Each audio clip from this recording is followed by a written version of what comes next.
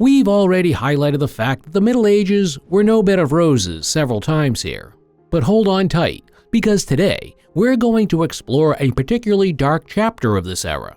We're taking a look at the ugly, nasty, and abysmally mean things women had to go through in the Middle Ages. Women as spawns of the devil. In order to understand what these atrocities and vulgarities against women are all about, you need to have some basic information, and that is quite simply that women in the Middle Ages were equated with the devil. The devil is in many ways an invention of the Middle Ages. Some churchmen came up with the unhelpful idea of writing inflammatory remarks about dark demons, the incarnate one, and his supposed connection to women, and also some animal species. At a time when society suffered from many plagues, poverty, superstition, and little education, such ideas were often well received, as there was someone or something that could be blamed for every conceivable evil. Women have had a weakened position in society for thousands of years. Even in the otherwise so cultivated ancient Rome, women had no rights and were considered the underage property of the male world. The situation was similar in Greece, Byzantium, and other European countries. So there was always a certain tradition of viewing women as inferior when this was topped off in the Middle Ages and the feminine was associated with the devil.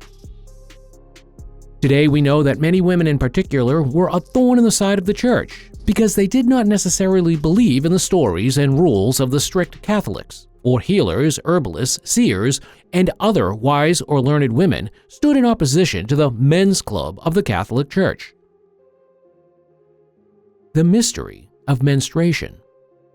Another aspect that did not necessarily benefit women in the past was the fact of menstruation. You've probably heard the stupid joke, who can bleed for a week and not die? The woman. As stupid as this saying sounds, it does have a certain truth to it, because men and even doctors in the Middle Ages and in antiquity, which was otherwise so progressive in many respects, did not know exactly what bleeding was. A man who bled for several days was almost certainly dead afterwards, but women were not. In the naive and superstitious way of looking at the world, this could once again evoke associations with dark forces or sorcery.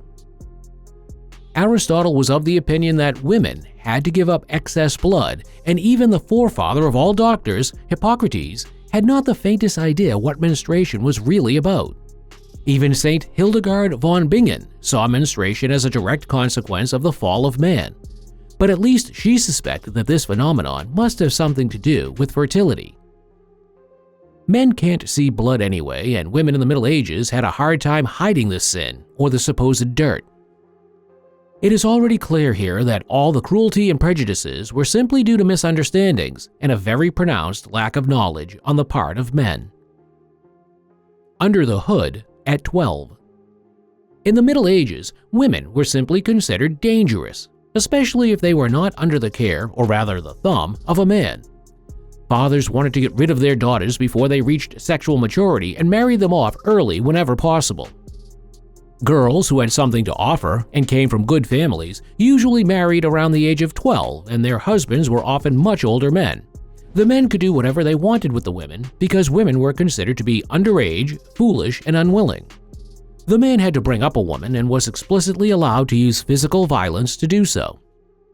Women had hardly any means of defending themselves, and the suicide rate among women was probably very high, a circumstance that further contributed to the discrediting of women, as suicide was considered a mortal sin in the Catholic Church.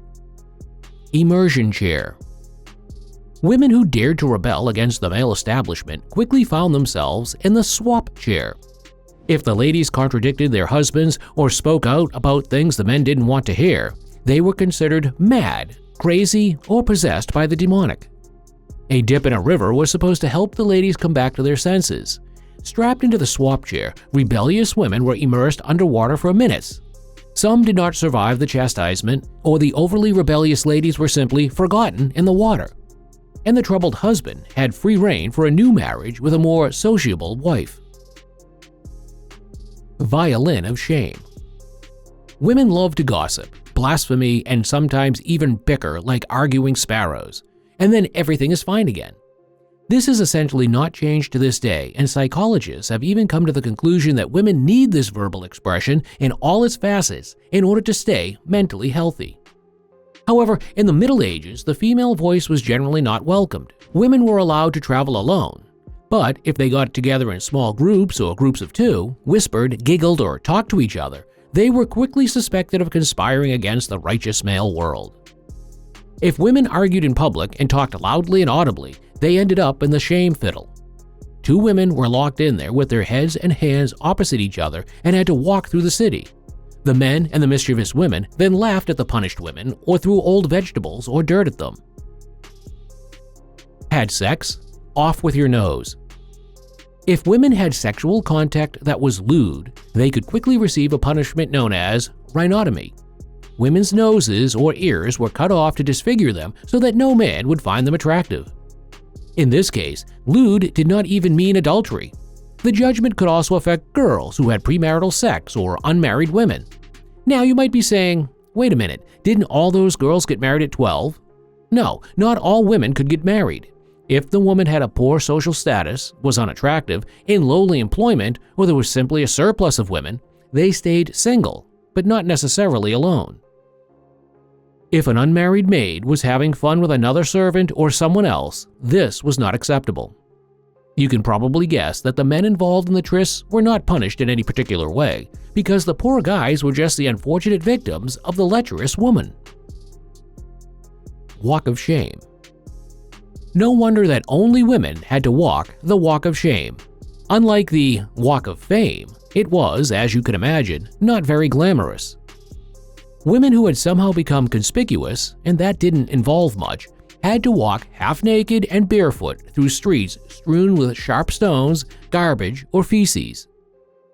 We would like to take this opportunity to remind you that even a minor injury in the Middle Ages could quickly lead to serious infections or death. If a woman was sentenced by a court to a walk on the path of shame, this was of course a big event. The whole village turned out, as if nobody had anything better to do, and everyone insulted the woman or threw something disgusting at her. Of course, the spectators were not just men. In the Middle Ages, girls often didn't treat each other very nicely either. Enmities and women, envy and resentment often led to women literally goading their husbands to take action against a particular woman or to drag her reputation into the mud. When in doubt, the law of the strongest always applied. Women or couples who had the community behind them or had certain status in society were more likely to get their way than those who were of a lower rank or outsiders. Prostitution.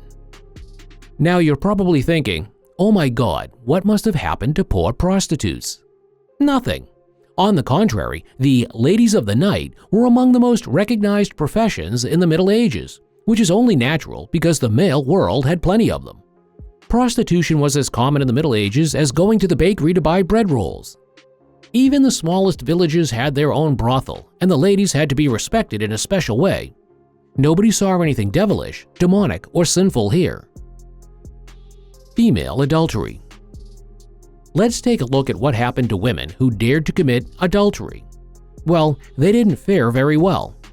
In addition to punishments such as immersion baths in water, cutting off the nose or other body parts, and other tortures, female adultery in the Middle Ages had even stranger consequences.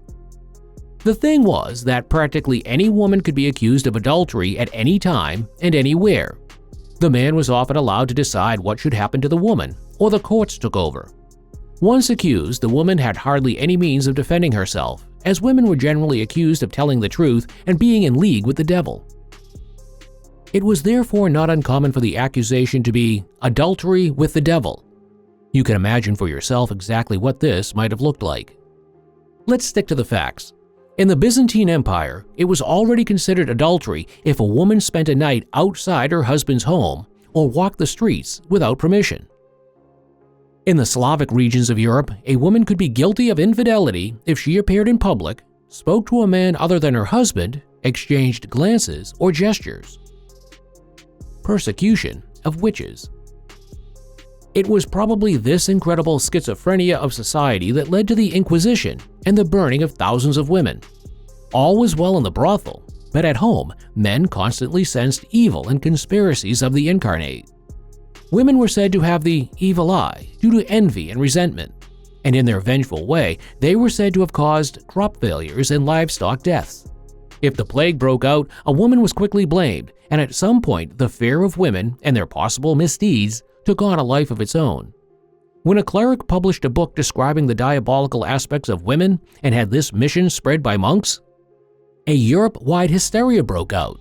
Beautiful women, ugly women, women with healing powers, those with square noses, red hair, or a penchant for cats were quickly put on trial.